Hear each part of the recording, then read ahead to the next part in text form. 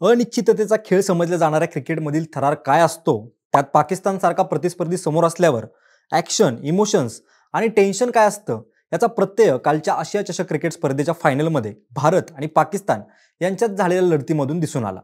एकीकडे पाकिस्तानसोबत खेळण्यावरून देशात असलेली नाराजी, एकूणच वातावरणामुळे केवळ विजयच हवा हा दबाव आणि कुठेतरी पराभूत झालो तर काय याची चिंता. अशा परिस्थितीमध्ये अखेरपर्यंत श्वास रोखून धरायला लावणाऱ्या अंतिम लढतीमध्ये शेवटच्या षटकातील चौथ्या चेंडूवर रिंकू सिंगने हॅरिस रॉफला खणखणीत चौकार ठोकला आणि टीम इंडियातील खेळाडूंसह कोट्यवधी भारतीयांनी सुटकेचा निश्वास सोडला. या विजयासोबतच टीम इंडियातील खेळाडूंनी रविवारी रात्री दुबईत इतिहास रचला. काही महिन्यांपूर्वी भारतीय लष्कराच्या ऑपरेशन सिंदूरमुळे घायाळ झालेल्या पाकिस्तान्यांना रविवारी भारतीय संघाच्या ऑपरेशन तिलकनं इंगा दाखवला.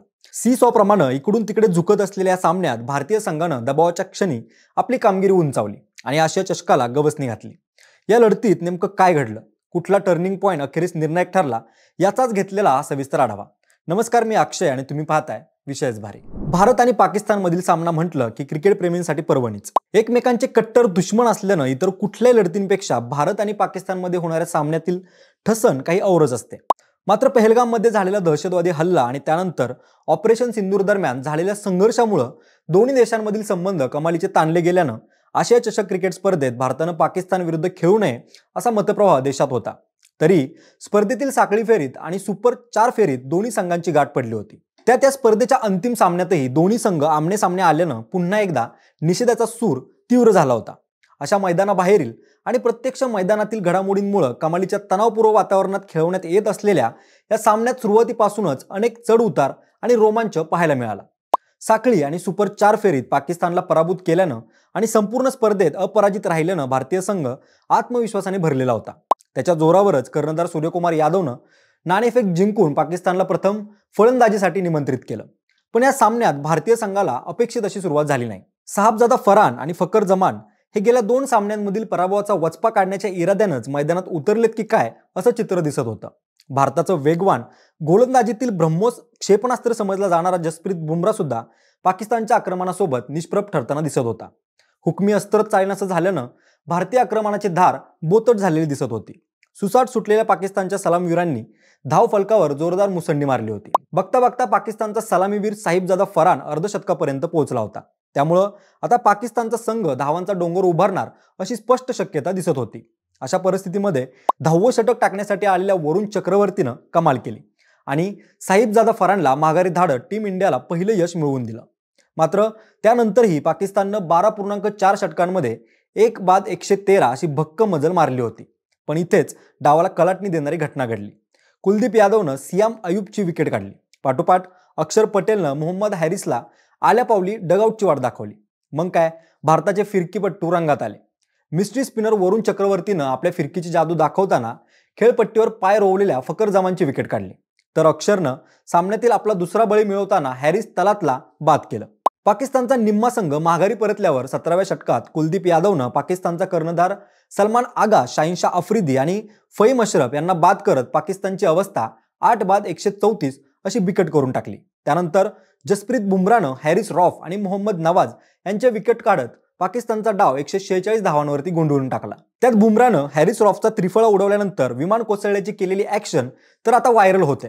एवढंच नाही तर बुमराने टाकलेला हा यॉर्कर आणि त्यानंतर केलेली ॲक्शन सामन्यातील अखेरच्या क्षणी टीम इंडियासाठी निर्णायक ठरली. एक वेळ 200 पार मजल मारणार असं वाटत असताना पाकिस्तानला 150च्या आत रोखल्यानंतर आता भारतीय संघ हे आव्हान सहजपणे पार करेल असं वाटत होतं. मात्र टीम इंडियाच्या डावाला अगदीच धक्कादायक सुरुवात झाली. स्पर्धेतील भारताचा सर्वात यशस्वी फलंदाज असलेला नो हँडशेक ओनली अभिषेक दुसऱ्या षटकात फहीम अशरफची शिकार झाला. आव्हान माफक असलं तरी भारतासाठी मोठा धक्का होता. अभिषेक स्वस्तात माघारी परतल्यानंतर भारताच्या डावाला आकार देण्याची जबाबदारी शुभमन गिल आणि कर्णधार सूर्यकुमार यादव यांच्यावर होती. मात्र आउट ऑफ फॉर्म असलेल्या सूर्यानं आजच्या निर्णायक लढतीत संघाला सर्वाधिक अपेक्षा असताना निराशा केली. तो अवघी 1 धाव काढून शाहीनशाह आफ्रिदीची शिकार झाला. भारतासाठी हा मोठा धक्का होता. पण संघ या धक्क्यातून सावरण्यापूर्वीच शुभमन गिल सुद्धा 12 धावा काढून फहीम अशरफच्या गोलंदाजीवर बाद झाला. गिल बाद झाल्यानंतर टीम इंडियाची अवस्था 4 षटकात 3 बाद 20 अशी बिकट झाली होती. आता भारतीय संघ सामना गमावतोय की काय असं चित्र दिसत होतं. पाकिस्तानी गोलंदाज पूर्णपणे डॉमिनेट करत होते. अशा परिस्थितीमध्ये आणखी एखादी विकेट पडली असती तर सगळा खेळ संपला असता. मात्र या सामन्याचा हिरो ठरलेल्या तिलक वर्मानं मनाशी वेगळाच निश्चय केलेला दिसला. प्रचंड दबाव असतानाही तो अगदी धैर्याने खेळला. कठीण समयी त्यानं आणि संजू सॅमसन यांनी चिकाटी दाखवत किल्ला लढवला. दोघांनी सावध फलंदाजी करत 4थ्या विकेटसाठी 57 धावा जोडल्या. या भागीदारीमुळे टीम इंडियाचं आव्हान जिवंत राहिलं. पण तोपर्यंत सावध खेळल्यानं धावगती मंदावून रिक्वायर्ड रेट वाढला होता. त्या दबावात संजू सॅमसन धावगती वाढवण्याच्या नादात बाद झाला. सॅमसन बाद झाला तेव्हा सामना बऱ्यापैकी पाकिस्तानच्या बाजूने झुकला होता. पण या स्थितीत तिलक वर्मानं कमाल केली. सुरुवातीपासूनच जबाबदारीने खेळत असलेल्या तिलकनं परिस्थिती प्रतिकूल असताना पाकिस्तानी गोलंदाजांवर जोरदार प्रतिहल्ला चढवला. त्याला शिवम दुबेनेही चांगली साथ दिली. दरम्यान हॅरिस रॉफनं टाकलेलं 17वं षटक कलाटणी देणारं ठरलं. त्यात तिलक वर्मा आणि शिवम दुबेनं 17 धावा कुटून काढल्या. तर अब्रारनं टाकलेल्या पुढच्याच षटकात दोघांनीही आणखी 11 धावा जोडल्यानं सामना रंगतदार स्थितीत पोहोचला. शेवटच्या 3 षटकात 30 धावांची आवश्यकता असताना तिलक वर्मा आणि शिवम दुबे यांनी 13 धावा कुटून काढल्या. मात्र फहीम अशरफनं टाकलेल्या 19व्या षटकात सामन्याला पुन्हा कलाटणी देणारी घटना घडली. अशरफनं टिच्चून मारा केल्यानं भारताच्या फलंदाजांना अवघ्या 7 धावाच काढता आल्या. तर याच षटकातील शेवटच्या चेंडूवर उत्तुंग फटका मारण्याच्या नादात शिवम दुबे बाद झाला. पण तोपर्यंत त्यानं 33 धावांचं मौल्यवान योगदान दिलं होतं. आता शेवटचे 6 चेंडू आणि 10 धावा असं समीकरण होतं. पाकिस्तानकडून हॅरिस रॉफ गोलंदाजी टाकत होता, तर स्ट्राईकवर होता जीत का तिलक, तिलक वर्मा. या षटकातील पहिल्याच चेंडूवर तिलकनं 2 धावा घेतल्या आणि विजय आणि टीम इंडियामधील अंतर कमी केलं. तर पुढच्याच चेंडूवर तिलकनं खणखणीत षटकार ठोकला. ब्रह्मोस क्षेपणास्त्रासारखा क्षेत्ररक्षकांच्या सीमारेषा भेदून गेलेला हा षटकार पाकिस्तानच्या विजयाच्या शेवटच्या आशयाही उद्ध्वस्त करून गेला. शेवटी 3 चेंडूत 1 धावाचं समीकरण असताना रॉफने टाकलेला चेंडू सीमापार धाडत रिंकू सिंगनं भारताच्या विजयावर शिक्कामोर्तब केलं. काही महिन्यांपूर्वी भारतीय सैन्य दलानं ऑपरेशन सिंदूर राबवत पाकिस्तानला रणांगणात धडा शिकवला होता.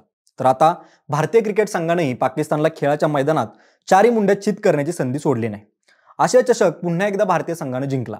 त्यात तो पाकिस्तानला नमवून जिंकल्यानं या विजेतेपदाचं महत्त्व आणखीनच वाढलं.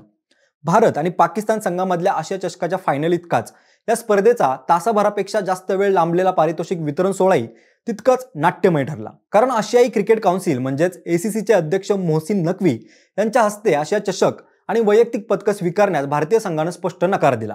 ACCनं आपल्याला ही माहिती दिल्याचं सांगून समालोचक सायमन डूल यांनी पारितोषिक वितरण सोहळा थोडक्यात गुंडाळला. भारतीय संघाचे Kuldeep Yadav, no handshake only Abhishek आणि स्टार बॉय तिलक वर्मा या भारतीय खेळाडूंनी आपली वैयक्तिक पारितोषिकं अन्य मान्यवरांच्या हस्ते स्वीकारली. शिवाय पाकिस्तानचा कर्णधार सलमान आगानं उपविजेतेपदाचा धनादेश ACCचे अध्यक्ष मोहसिन नक्वी यांच्या हस्ते स्वीकारला.